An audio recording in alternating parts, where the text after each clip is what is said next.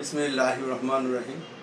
চোখের শুষ্কতা রোগ একটি সাধারণ চোখের সমস্যা হয়ে দাঁড়িয়েছে। বিভিন্ন কারণে এটা হয়। বেশিরভাগ সমস্যার কারণ হচ্ছে যে স্ক্রিন টাইম বেশি বেশি দেওয়া।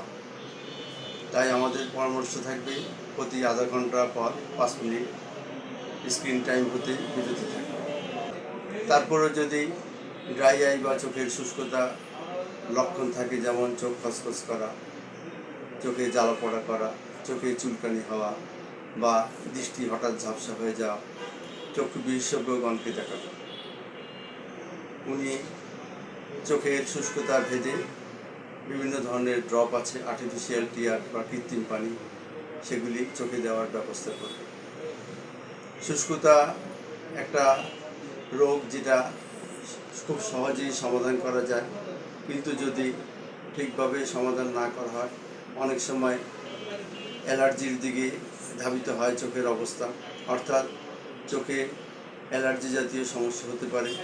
অনেক সময় চোখে চুলকাতে চুলকাতে ঘা হয়, এই ঘা হলে আবার ঘা ভালো হয়, এভাবে আবার ঘা হয়, ভালো হয়, আস্তে আস্তে মণির মধ্যে সাদা দাগ পড়ে এবং দৃষ্টি কমে যায়। তাই চোখের শুষ্কতাকে অবহেলা করা যাবে না। এটার সুচিকিৎসা নিয়ে চোখকে সুস্থ রাখতে হবে। চাই সুস্থ চোখ ও সুস্থ জীবন।